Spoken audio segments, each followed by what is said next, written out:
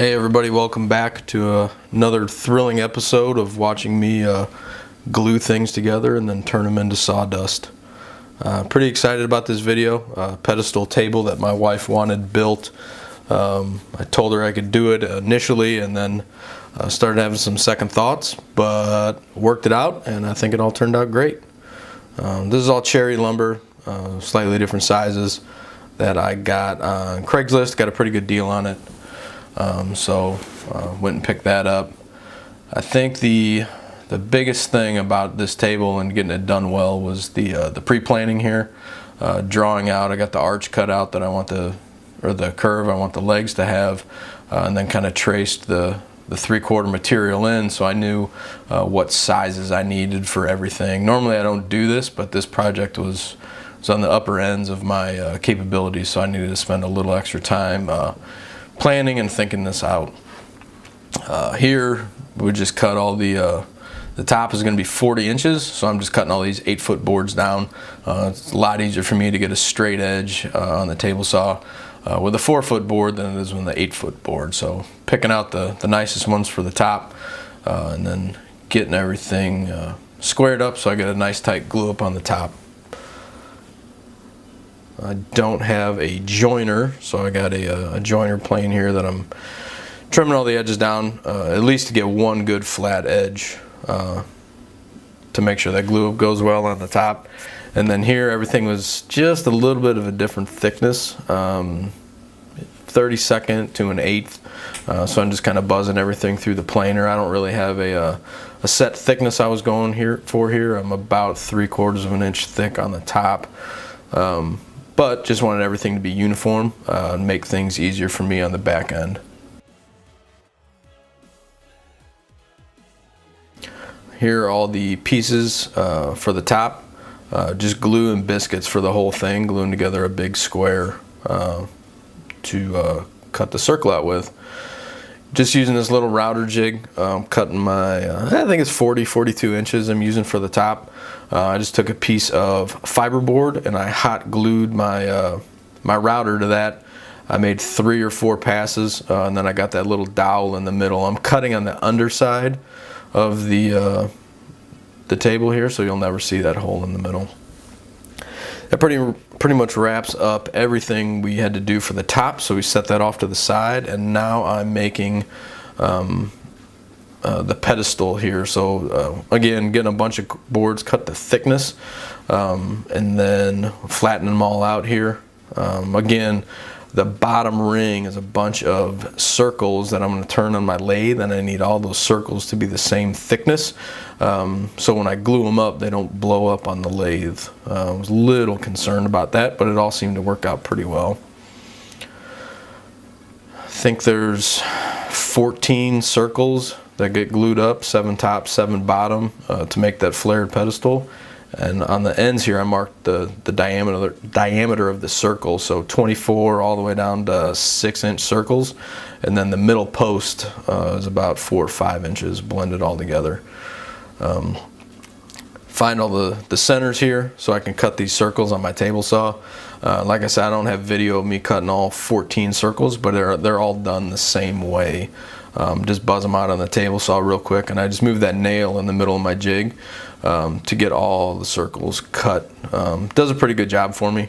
And then here again, just making sure everything's flat, so when it gets glued up it's nice and tight. I didn't want anything flying off the lathe. I'm really I'm pushing the upper limits of my my lathe here. So here's the circles that I got out of solid pieces. The other ones I just used, I did a glue up to get, you know, the 22 and 24-inch circles. Just using this dowel in the middle here. I wanted that glue up to be pretty true, so when I got on the lathe it spun as true as possible. So that's the top and bottom flared bases, and then here I just laminated 3 pieces of cherry together for this center pedestal, for the center post, I guess, on the pedestal. That center post is an octagon, so here I'm cutting the 22.5 degree angle on one side, then I'll spin it around, cut it on the other side, and here you go. I got a couple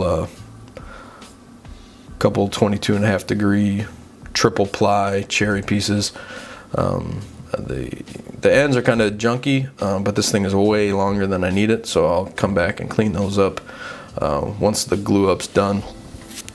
So I kind of roll it up here in painter's tape, and then I use these 6-inch pipe clamps, which, man, these things are awesome for the plumbing department at Home Depot. Great for gluing stuff like that up.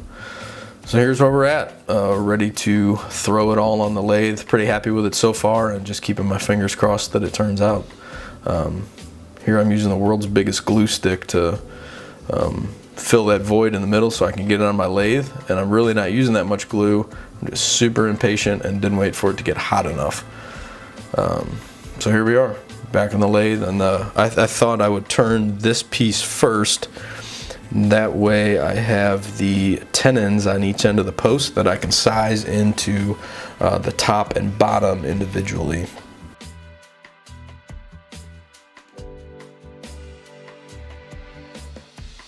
Just man, just really taking my time.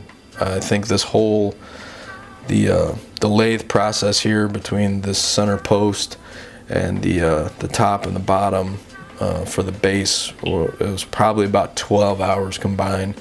I kind of thought I only had one shot, and this lathe thing is kind of new to me, so really just taking my time, little passes, making nice clean cuts, and making sure my tools stay super sharp.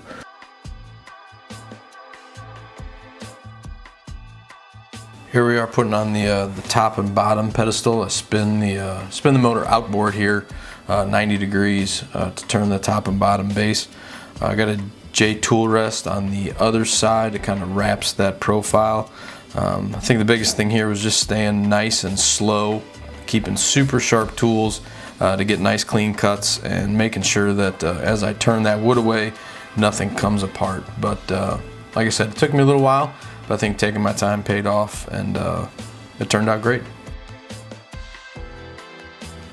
Tried to get a bunch of sanding done on the lathe here, and then once it all got glued up, did some more sanding to kind of finish it all off, but pretty happy with how it all turned out. Did a little late night glue up here, just getting it set before I went to bed here. It all went up pretty tight. I didn't need any clamps, nothing like that, just a lot of glue, and then wipe all the excess off. And then after this, I had a day of sanding that we didn't show. I figured nobody wanted to watch me sand for 12 hours, but the top and the base all got a real good sanding to make sure it was a nice clean finish. And here we're putting the finish on the top, General Finishes Armor Seal. I heard a lot of really good things about it, so I thought I would give it a try. I always like trying stuff, new stuff, on personal projects rather than stuff for clients, so I kind of know what I'm getting into. So this is a great opportunity to use a new finish. I'm really happy with how it turned out. Goes on super easy. Just put it on with a brush, and then I come back and wipe it with a rag. Kind of buff it with some steel wool. And now we are bringing it in for the final pictures. Again, super happy with how this turned out. More importantly, my wife was pretty pumped about it. It's exactly what we're looking for, and I think it was a great skill building project to get me a little bit more confident in design, layout, and working on the lathe. So thanks for watching. Here it is. Make sure you check out my YouTube and Instagram, and hopefully I'll have another video coming out soon.